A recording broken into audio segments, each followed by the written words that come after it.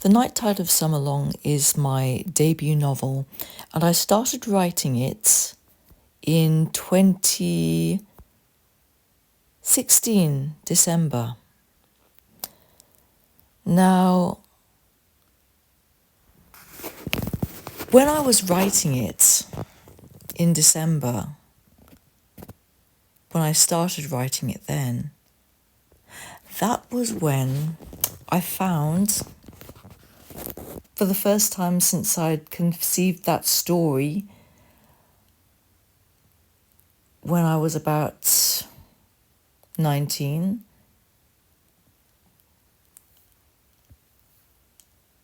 I found the actual start of the story. Because before that moment in December 2016, I'd always started the story at the wrong point. I thought that the story started on the morning after Midsummer, when it actually started on Midsummer Night. The reason why I thought it started on the morning after Midsummer is because Gus, who is the love interest and the secondary character, because he's the secondary character, he's not the main character, that's when he shows up on Midsummer morning. No, not Midsummer morning, on the morning after Midsummer. And that's why I think I always thought the story started then, when Gus showed up on the scene. But as after I got the initial scene, I just saw it in my mind's eye, the scene. I saw it on the patio of the house where I used to live, because the house where Claudia lives, it's based on a mashup. It is a mashup of 3 different houses. A house where I lived with my family when I was about 8 years old, and 2 other houses, both of whom were the houses of childhood friends. One, she wasn't really so much, she was a minor sort of like classmate. Sometimes I'd hang out at her house. Maybe she was a sort of friend, I'm not too sure now.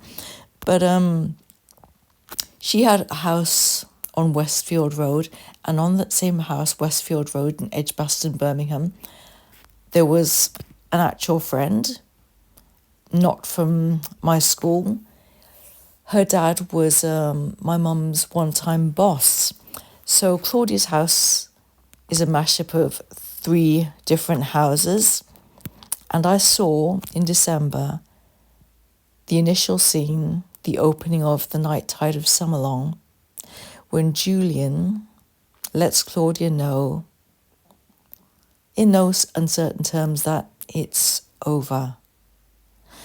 Before then, I didn't think that was where the story started, but that's where it all started, when the truth started to come out, because Julian and Claudia had an on-off relationship from when she was 15 to when she was 32.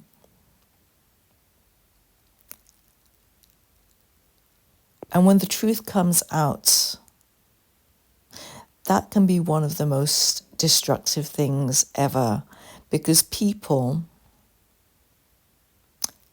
lie a lot to others and to themselves. There's a lot of concealment of what is really going on that is necessary to maintain relationships. And if people say, well, that's not true, we share everything, the fuck you don't share everything. Well, that's how I see it. Unless people are unusually aligned, there has to be some sort of pretense, because we've all got sides to us that aren't amenable to others, and we have to hide them.